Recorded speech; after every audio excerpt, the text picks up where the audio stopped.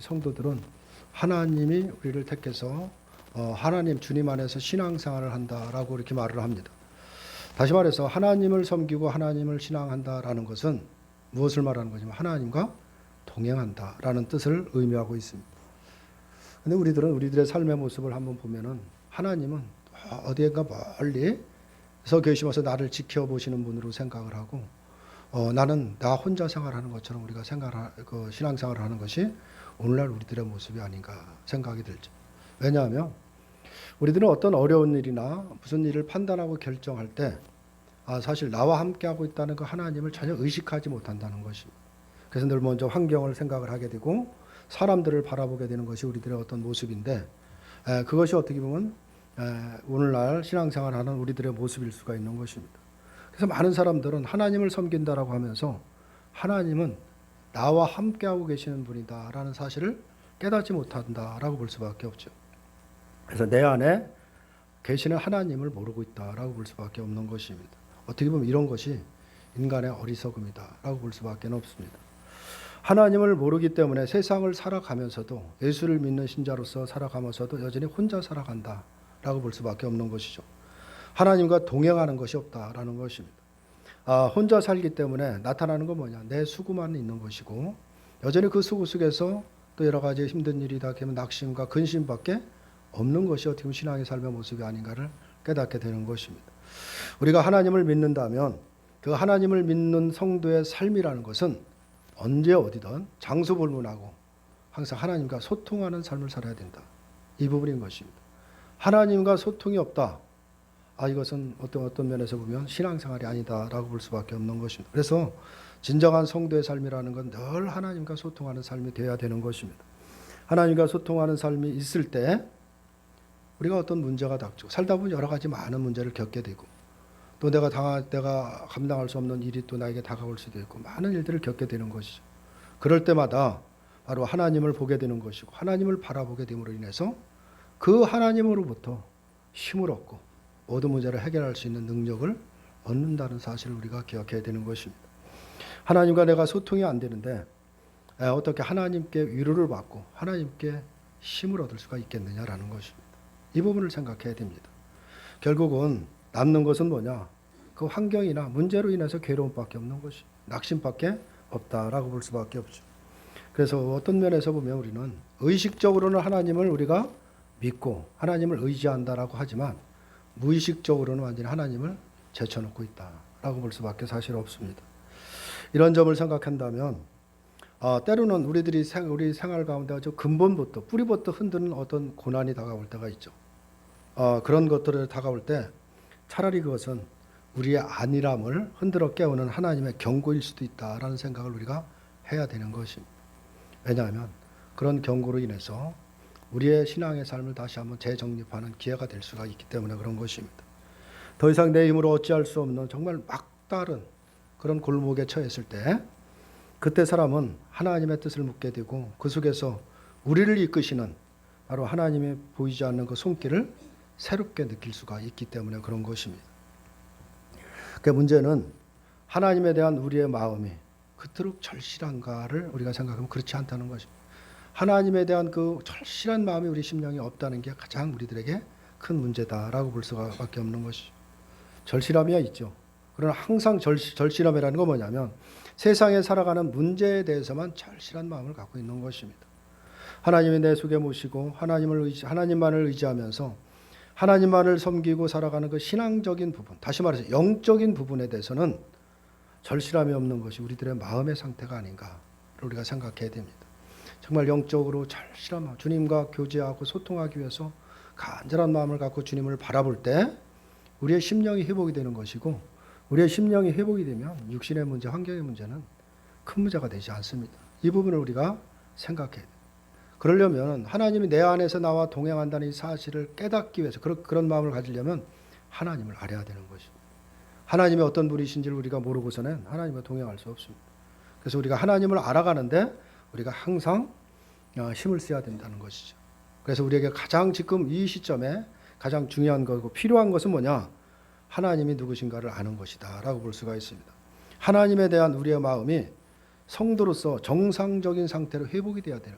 우리가 예수를 믿고 하나님이 우리를 부르실 때는 하나님과 동행하는 삶을 삽니다.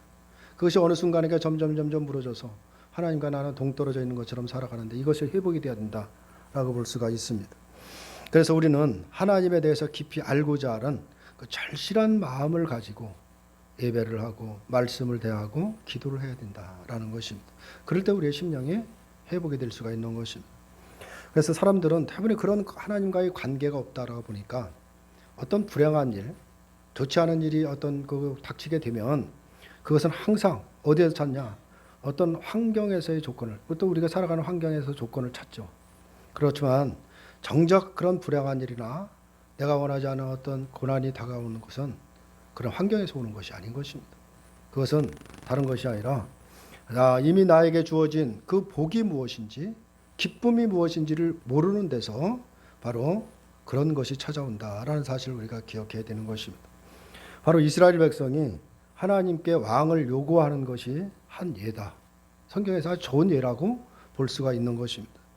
이스라엘의 왕을 요구하면서 바로 용사와 같은 왕이 자신에게 없다는 것에 그들이 한탄을 했다라고 볼 수가 있고 그걸 가장 큰 불행으로 여겼다라고 볼 수가 있죠. 다른 나라들은 다 왕이 있어서 큰 힘이 있는 용사인 왕이 있어서 그 나라를 다스리면서 그 나라들이 부강한 나라로 이렇게 성장해 가는 것 같은데 우리에게는 왕이 없다는 것이죠. 그런 힘이 있는 왕이 없다라는 것이 가장 불행으로 여겼던 자들이 누구냐? 바로 이 이스라엘이다라는 것을 성경에서 잘 보여주고 있습니다. 그러나 분명 이스라엘에게는 용사가 되시는 하나님이 바로 왕으로서 이스라엘을 다스리고 있다는 사실을 그들이 깨닫지 못하고 있는 것입니다. 전지전능하신 하나님의 백성으로 존재하고 있는 것이 이스라엘이었는데 이스라엘은 하나님의 백성이라는 것에 대해서 하나님께 택한 것, 하나님이 나와 동행하는 것에 대해서 전혀 기쁨도 없고 감사함도 없고 전혀 거기에 대해서 무감각하니까 결국 그런 생각이 든다라고 볼 수밖에 없는 것입니다. 단지 용사와 같은 왕이 없다는 것 때문에 우리나라는 불행하다. 우리는 왜 이러냐라고 하면서 그런 생각에 가진 그런 상태가 있던 것이 이스라엘이다라는 것이 성경에서 잘 말을 하고 있습니다. 하나님이 과연 이스라엘 백성들과 함께하면서 그냥 두셨는가 그러죠. 이스라엘을 굶게 하지 않았습니다. 때에 따라 먹이시고 입히시고 모든 그들이 원하는 걸 다 채워주셨습니다. 만나도 내려서 그들을 굶지 않게 하셨고 고기도 내서 메추라기도 내서 그들이 고기를 원할 때 고기를 넣어줘 물을 원할 때 반석에서 물을 내서 다 그들을 필요를 채웠다라는 것을 알 수가 있죠. 그렇다고 하나님이 그들을 택했다고 압제하러 노동했던 강제 노역을 시킨 노예로 부렸느냐? 그것도 아닌 것입니다. 오히려 애굽의 노예 생활을 하면서 고통받고 있을 때 바로 그들을 이스라엘을 구출하시고 가나안 땅에 들어가게 하셔서 가나안 땅에 그 살고 있는 거민들을 다 전쟁에서 승리하게 하시고 그 땅을 주신 분이 누구냐? 하나님이라는 사실인 것입니다. 그런데 그들은 정작 그럼에도 불구하고 그 사실을 까마득하게 잊어먹고 다른 나라들을 환경을 보면서 우리에게도 왕을 달라고 요구했다는 사실인 것입니다. 오늘 본문이 바로 이러한 이스라엘을 책망하는 말씀이다 라고 볼 수가 있습니다. 오늘 본문 말씀은 하나님에 대한 오늘 우리들의 생각과 태도를 깊이 한번 돌아보게 하는 오늘 본문의 말씀인 것입니다. 이 점을 기억하시고 과연 나의 신앙의 삶을 돌아보면서 이스라엘 백성과 다른 게 뭔가를 한번 살펴보시기를 바랍니다. 오늘 3절을 보면 이렇게 말씀을 하고 있습니다. 내가 여기 있나니 여호와 앞에 그의 기름 부음을 받은 자 앞에서 내게 대하여 증언하라. 내가 누구의 소를 빼앗았느냐? 누구의 나귀를 빼앗았느냐? 누구를 속였느냐? 누구를 압제하였느냐? 내 눈이 흐리게 하는 뇌물을 누구의 손에서 받았느냐? 그리하였으면 내가 그것을 너희에게 갚으리라 하니 라고 지금 이스라엘 백성들을 지금 그 모아놓은 상태에서 그 자리에서 지금 사무엘이 이스라엘 백성들이 지금 하는 말인데 왜 이런 말을 하느냐라는 것이죠. 이 부분을 우리가 한번 생각을 해봐야 되는 것입니다. 사무엘이 길갈에 바로 이스라엘 백성을 놓고 하는 말인데 자신의 나는 청렴 결백하다라고 하는 자기의 청렴성을 증거하기 위해서 이런 말을 하겠느냐라는 것이죠. 그거는 아니다라고 볼 수밖에 없습니다. 우리가 지난번에도 말씀을 드린 대로 길갈이라는 것은 이스라엘 백성들에게 특별한 의미가 있는 곳이다라는 것을 말씀을 드렸습니다. 하나님의 요단강에 물을 마르게 하시고 이스라엘을 건너게 하신 다음에 거기 요단강에서 12돌을 취해서 12돌을 세운 곳이 어디냐? 바로 거기가 길갈이다라는 것입니다. 그곳은 바로 이스라엘이 애굽에서 당했던 모든 수치를 벗게 하신 곳이라는 의미가 있는 것입니다. 그리고 이스라엘의 구원이 어떻게 이루어졌는지, 그들이 어떻게 구출되어 있는지를 그 의미가 담겨 있는 것이 어떻게 보면 길갈이라고 해서 그 길갈에 사무엘이 이스라엘 백성들을 다 모이게 했다라고 볼 수가 있는 것이죠. 그래서 하나님의 구원을 다시 기억하게 하고 하나님의 능하신 힘을 의지하는 백성으로 새롭게 하기 위해서 이스라엘 백성들을 다 길갈에 모이게 한 것입니다. 그런데 그 자리에서 지금 자기의 어떤 주장, 자기 결백을 주장하는 것 듯한 말을 지금 사무엘이 지금 하고 있다라는 것인데, 왜 이런 것을 하고 있는지를 우리가 생각해 보면 3절의 그 물음의 의도는 그동안 사사로서 이스라엘을 치리했던 그 사무엘 자신이 무슨 문제가 있어서, 내가 무슨 문제가 있어서 너희들이 왕을 구했느냐라고 어떻게 보면 되묻는 의도다라는 것을 알 수가 있습니다. 사무엘은 하나님이 이스라엘을 위해 세우신 사사이고 선지자였습니다. 하나님의 대리자로 이스라엘을 치려했는데, 그런데도 이스라엘이 사무엘을 제쳐놓고 왕을 다시 구한다라는 것은 분명 이스라엘의 어떻게 사무엘이 이스라엘을 치려하는 것에 대해서 어떤 불만이 있거나 뭔가 못마땅하거나 합당하지 않는 부분이 있기 때문에 사실 그렇지 않느냐라는 것이죠. 그럴 때 그런 이유가 있지 않고는 왜 왕을 요구했느냐라는 것을 말하고 있는 거예요. 그 물음이 3절의 물음이다라고 볼 수가 있습니다. 달리 해석하면은 하나님의 세우신 사무엘이 있는데도 불구하고 왕을 요구하는 것은 정당하지 못하다라는 것입니다. 그것은 너희들이 하나님을 보지 못하고 있기 때문이다. 하나님을 알지 못하기 때문이다라는 것을 말하고 있는 것입니다. 분명 사무엘에게는 전혀 문제가 없었습니다. 어떤 문제도 없어요. 영적인 문제나 어떤 문제가 없는 것은 분명합니다.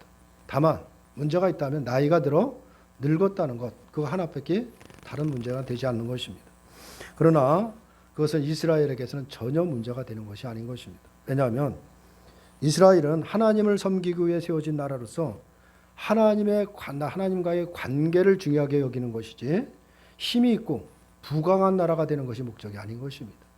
이 부분을 이스라엘 백성들이 깨달아야 된다는 것이죠. 이스라엘의 국력이 어느 정도가 되느냐라는 것은 전적으로 하나님의 손에 달려 있는 것입니다. 이스라엘은 다만 죽으나 사나 하나님을 섬기는 그 민족으로 굳게 서 있고 주님을 바라보고 있으면 되는 것입니다.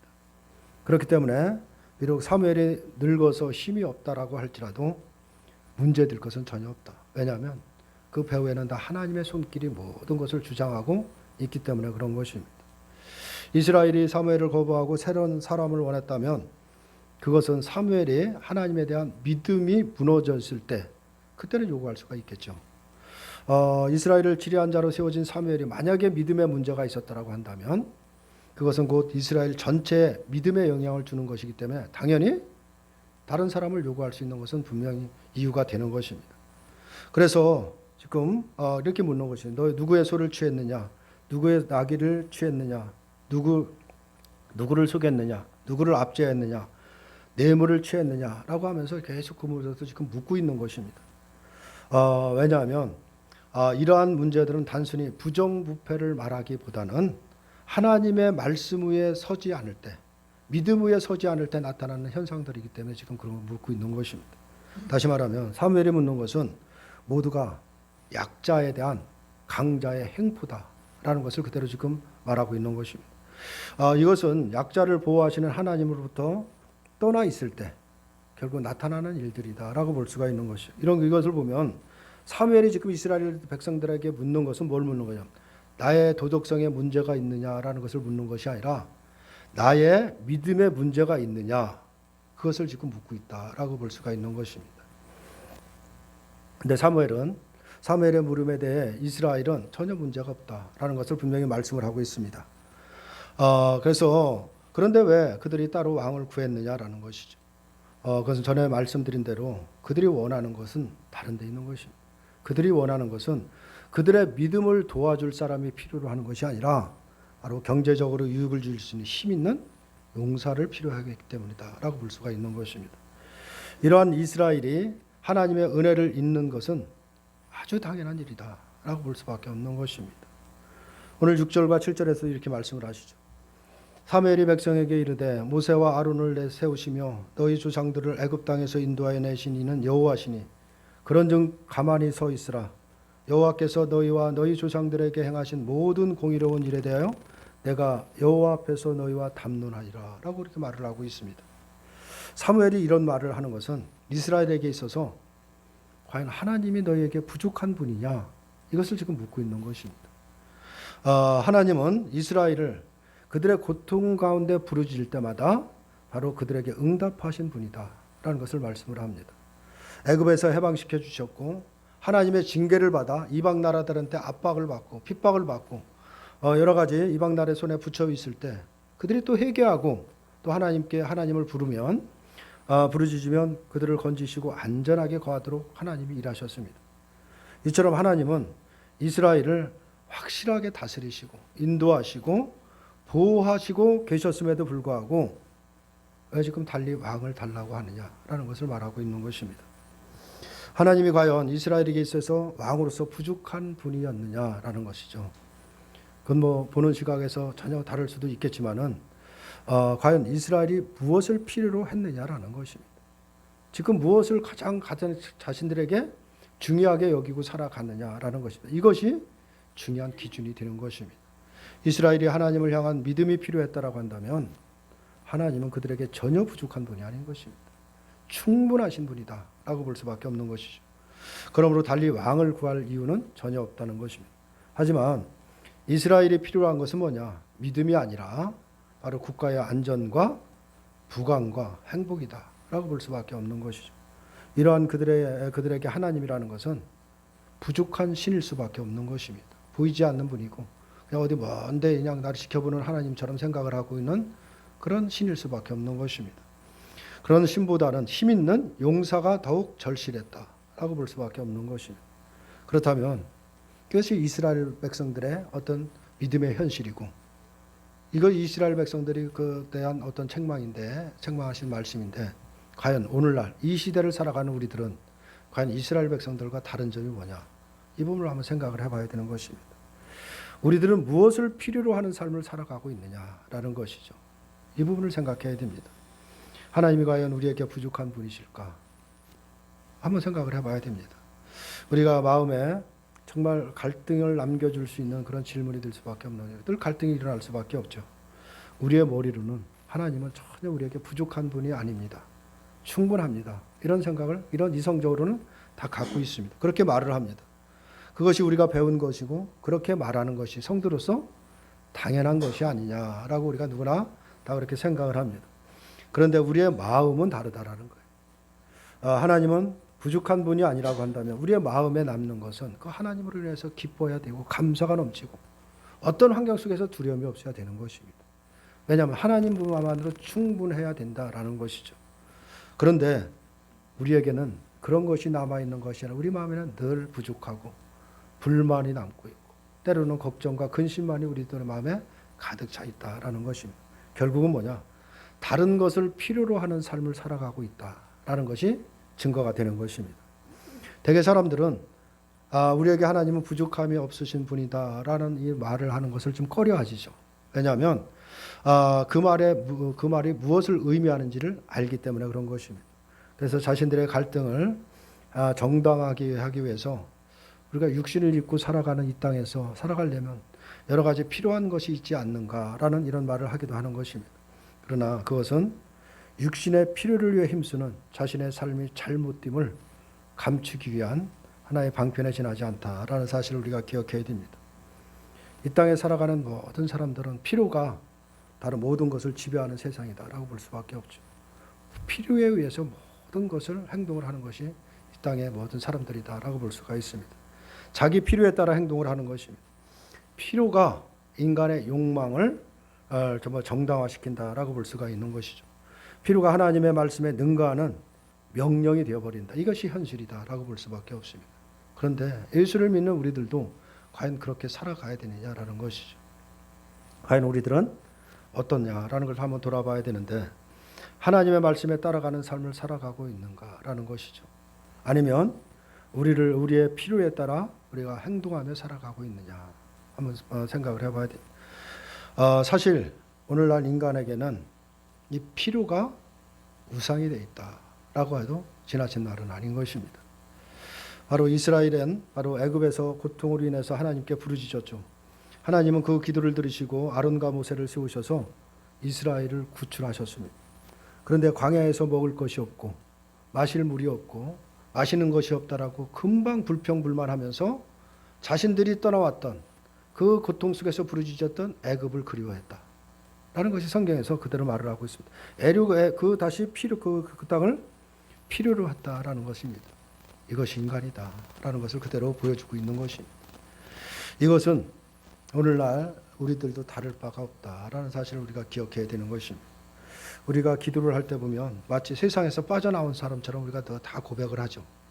세상을 멸망한 곳으로, 멸망을 받을 곳으로, 죄악의 땅으로 우리가 다 말을 합니다. 그런데 그 몸은 여전히 세상의 것을 필요로 하고 있다는 사실인 것입니다. 이것이 얼마나 모순된가를 우리가 생각해야 됩니다. 세상의 것을 필요로 하는 바로 욕망으로 가득 차 있으면서도 바로 세상에서 빠져나오게 해달라고 우리가 기도를 하고 있다라고 볼 수가 있죠. 단지 그냥 형식적으로 우리들이 하나님을 부르고 있는 것이 아닌지 우리가 생각을 해봐야 됩니다.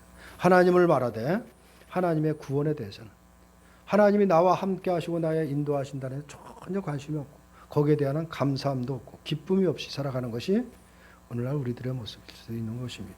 아니 어떤 이스라엘 그 모습이 오늘 나의 모습이다 라고 보는 것이 맞을 수도 있습니다. 그래서 우리가 신앙생활을 한다라고 하는데 신앙생활에 어려움이 있는 것이죠. 왜냐하면 우리가 예수를 믿어도 여전히 우리가 육신을 입고 살아가고 여전히 욕망 속에 살아가기 때문에 그런 것입니다. 그러다 보니까 끊임없이 오는 갈등들이 있죠. 우리가 신앙 속에서 갈등이라는 것은 우리가 필요로 하고 원하는 것이 있습니다. 육신적인 것이죠. 이 땅에 육신을 입고 살아가다 보면 원하는 건 다 육신적인 것이다 라고 볼 수 있습니다. 그것과 바로 영적인 것을 포함한 모든 삶의 진정한 복과 하나님의 영광을 위해서 우리가 소망해야 될 것이 있습니다. 그것과의 갈등이 있습니다. 이게 엄청난 차이가 있죠. 그 차이가 있는데 그것을 우리가 분명하게 구별하지 못하고 우리가 하나님을 찾는다라고 한다면 그것은 단순히 그냥 종기적 수준에 분하지 않다라는 사실을 우리가 분명히 깨달아야 되는 것입니다. 우리가 육신으로 이 구선에 살아가면서 반드시 필요한 것은 있습니다. 채워야 될 것이 있죠. 그러나 우리에게 가장 우선순위가 되어야 될 것은 하나님과의 관계고 영적인 관계다. 하나님의 관계가 회복되지 않으면 어떤 것도 우리를 만족할 거고 우리를 채워갈 것은 없다는 사실을 우리가 기억해야 됩니다. 그러나 세상에 좀 가진 것이 좀 부족할지라도 하나님과의 관계가 늘 관계 외에 있고 소통하고 있고 하나님이 나와 함께 한다는 그 믿음으로 살아가게 되면 세상의 모든 일들은 모든 것이 형통하게 되어 간다라는 사실을 우리가 기억해야 됩니다. 바로 이스라엘은 바로 그런 모습 속에서 살아가는데 사무엘은 그런 이스라엘에게 지금 말을 하고 있습니다. 이스라엘 눈에 보이는 것이 지금 급급해서 뭔가를 해결하려고 하는 그런 어떤 갈급함에 있죠. 그런 이스라엘에게 길갈에 모아놓고 지금 하는 말입니다. 그러면서 이스라엘에게 그런즉 가만히 서 있으라 라고 말씀을 하고 있는 것입니다. 모세와 아론을 세우셔서 바로 이스라엘 조상들을 애굽 땅에서 인도하여 내신 여호와가 살아계시니 너희는 가만히 서 있으라 라는 것을 말하고 있는 것입니다. 그런데 우리는 가만히 있으라라고 하는 생각이 하면 가만히만 있으면 되느냐, 가만히 있으면 누가 무슨 일을 누가 해주느냐, 이런 생각이 더 강한 것입니다. 하나님을 믿지 못하겠다라는 생각이 더 우리들이 강하다라고 볼 수가 있습니다. 그래서 뭔가를 내가 먼저 하지 않으면 안 되는 것처럼 생각을 하는 것입니다. 가만히 서 있으라는 것은 아무 일도 하지 말라라는 것을 말씀을 하고 있는 것이 아닌 것입니다. 열심히 일해서 먹고 사는 것이 하나님의 질서에 따라 사는 것이 분명한 것입니다. 그래서 가만히 서 있으라는 말은 아무것도 하지 말라는 뜻으로 말씀하는 것이 아니고 지금까지 살아온 것이, 지금까지 너희들이 서 있는 그 자리까지 모두 온 것은 너희의 힘이 아니었다라는 것을 말하고 있는 것입니다. 그것을 말하기 위해서 가만히 서 있어라 라고 말하고 있는 것입니다. 너희들이 지금까지 살아온 너희의 삶을 돌아보라는 것입니다. 돌아봤을 때 과연 지금까지 온 것이 누구의 손길에 의해서 너희가 이 자리까지 왔는지 생각하라는 것입니다. 섣불리 나서서 뭔가를 하려고 하지 말고 너희 삶을 돌아보면서 진정으로 내가 여기까지 누구의 손에 이끌려 왔는지를 돌아보라라는 의미를 갖고 있는 것입니다. 하나님을 믿지 못하는 것은 내가 원하고 뜻하는 대로 되어지지 않을 것을 미리 염두에 두기 때문에 그런 것입니다. 그래서 어쩌면 우리들도 하나님께 맡기지 못하는 것입니다. 하나님께 맡기면 혹시 내가 원하지 않는 방향으로 나를 이끌어갈까 봐 하나님을 믿지 못하는 것이다 라고 볼 수밖에 없죠. 결국은 자기의 필요라는 욕망이 결국 하나님조차 밀어내고 있다라는 사실을 우리가 기억해야 됩니다. 시편 46편 10절에 보면 이렇게 말씀을 하고 있습니다. 시편 46편 10절에는 너희는 가만히 있어 내가 하나님됨을 알지어다. 내가 열방과 세계 중에서 높임을 받으리라 하시도다 라고 말씀을 하고 있습니다. 가만히 있는 것, 바로 이것이야말로 하나님을 의지하는 믿음이다 라는 사실을 기억해야 됩니다. 믿음이 없이는 따를 수 없는 말이고 하나님이 어떤 분이신가를 깨닫지 못하고는 따를 수 없는 말이다 라고 볼 수밖에 없습니다. 그래서 가만히 있어 내가 하나님됨을 알지어다 라고 말씀하시는 것입니다. 대개 사람들이 열심히 하는 것을 하나님이 기뻐하신다 이런 얘기들을 많이 하죠. 그러므로 가만히 있는 것은 믿음이 좀 부족하거나 믿음이 게으르다라는 이런 생각 때문에 그런 얘기를 하는 것입니다. 하지만 하나님은 가만히 있는 것은 너희들이 가만히 있는 것이 하나님이 높임을 받는 것이다 라는 것을 지금 말씀하셨다는 사실을 우리가 기억해야 되는 것입니다. 이스라엘은 가만히 있지를 못했습니다. 하나님은 이미 이스라엘에게 왕을 세울 것을 약속을 하셨고 말씀을 하셨습니다. 그렇다면 하나님이 정하신 때가 되면 하나님께서 왕을 세우시고 이스라엘을 유익한 길로 인도하실 것은 분명합니다. 지금껏 그들을 인도하신 하나님이 여전히 그들을 책임지고 인도하실 것이 분명한데도 불구하고 그들은 왕을 요구하면서 그들의 필요에 따라 그들의 일을 스스로 이루고자 했다라고 볼 수가 있는 것이죠. 이러한 그들이 왕을 중심으로 어떤 일들을 결과를 이뤄냈다라고 한다면 과연 그 공로를 누구에게 돌리겠느냐라는 것이죠. 그건 뻔한 것입니다. 그 모든 공로가 자기의 의로 사람에게 돌릴 수밖에 없는 것입니다. 인간은 어리석고 얕은 생각으로 그런 얕은 생각으로 살아가는 것입니다. 자기 필요에 따라 생각하고 행동하기 때문에 항상 그 삶은 불평과 불만과 염려와 근심밖에 없는 것이다 라는 사실을 기억해야 됩니다. 하나님에 대해서도 늘 시큰둥할 수밖에 없는 것이죠. 그러나 하나님은 우리에게 결코 부족한 분이 아니다라는 사실을 우리가 기억해야 됩니다. 그 독생자를 보내셔서 우리를 구원하실 만큼 사랑과 자비가 아주 풍부하신 분이다. 완벽하신 분이라는 사실을 우리가 놓쳐서는 안 되는 것입니다. 그런데도 불구하고 우리는 하나님에 대해서 늘 부족함을 느끼고 살아가는 것입니다. 그것이 곧 하나님이 보시는 우리에게 필요한 것과 우리가 원하는 필요가 차이가 있기 때문이다 라고 볼 수밖에 없는 것이죠. 하나님은 우리가 무엇이 필요한지를 이미 알고 계십니다. 알고 계시면서 그 필요에 따라 하나님이 다 채우시고 공급하시고 인도하시는 거예요. 어디에까지? 그리스도의 장성한 분량까지 우리가 걸어가도록 그 자리까지 가도록 우리를 계획하시고 인도하십니다. 근데 우리의 필요는 다른 것입니다. 그런 차이가 있기 때문에 늘 하나님이 부족한 분으로 여기는 것이죠. 하나님 편에서 보면 우리는 우리에게 필요한 것을 이미 충족해 주셨습니다. 부족함이 없도록 이 땅에 살아가면서 어떤 것도 부족함이 없도록 이미 채워주셨다는 사실을 우리가 기억해야 됩니다. 그것을 우리가 깨닫지 못하고 찾지 못하기 때문이지 이미 그것은 채워져 있는 것입니다. 그런데 우리는 언제나 필요한 것이 없다라고 하면서 늘 달라고만 늘 아우성을 치는데 달라고 아우성을 치는 것이 아니라 그 은혜를 깨닫도록 우리가 아우성을 쳐야 되는 것입니다. 그때 하나님이 우리를 부족함이 없도록 부어주신 것이 무엇인지를 우리가 깨닫게 되는 것입니다. 우리가 늘 그런 속에서 살아가다 보니까 하나님으로 감사하고 기뻐하는 삶은커녕 늘 불평과 불만 속에 살아가는 것이 계속해서 연속될 수밖에 없다는 사실을 우리가 기억해야 됩니다. 여기서 가만히 서 있으라는 말은 아무것도 하지 말라는 뜻이 아닌 것입니다. 사람은 아무것도 안 하며 살아갈 수는 없습니다. 또 아무것도 안 하는 것이 하나님의 뜻도 아닌 것입니다. 그런데 왜 가만히 섰으라고 말씀하셨느냐라는 것이죠. 이것은 아무것도 일을 하지 말라는 것이 아니라 모든 것을 무슨 일이 발생하든 모든 것을 하나님께 맡기고 기다리라는 뜻을 말하고 있는 것입니다. 지금까지 살게 하시는 하나님이 계시니 앞으로의 삶도 하나님이 책임지시고 우리의 모든 필요에 따라 하나님이 선을 이루시며 인도하실 것이니 기다리라는 것을 말씀을 하고 있는 것입니다. 중요한 것은 내가 필요로 하는 모든 것들이 나의 욕망에 지나지 않는다라는 것을 아는 것입니다. 이 부분을 우리가 깨닫고 하는 것이 중요한 것입니다. 나의 영혼을 살리는 것이 필요로 하는 것이 아니라 내 육신의 즐거움과 쾌락을 위해서 우리가 필요로 한다는 사실을 깨달아야 되는 것입니다. 우리가 갈급해야 되는 것은 내 영혼을 살리는 내 심령이 주님과 온전히 함께하며 주는 동행할 수 있도록 내 영혼이 살릴 수 있는 그 마음에 갈급함이 있어야 된다는 사실을 기억해야 되는 것입니다. 그리고 내 필요에 따라 살아가는 것이 아니라 하나님이 나에게 필요하다라고 여기는 것을 진심으로 필요한 자로 여길 수 있도록 우리가 그렇게 그런 갈급함으로 주님 앞에 간구해야 된다는 것을 말씀을 하고 있습니다. 가만히 있을 수 없을 때가 가만히 있어야 되는 때라는 사실을 우리가 기억해야 되는 것입니다.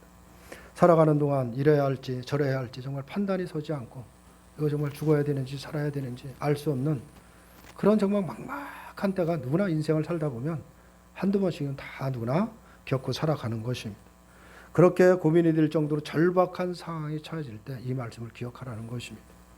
너희 조상들을 애굽 땅에서 인도하여 내신 이는 여호와시니 그런즉 가만히 서 있으라 라는 이 말씀을 우리가 기억해라는 것을 말하고 있는 것입니다.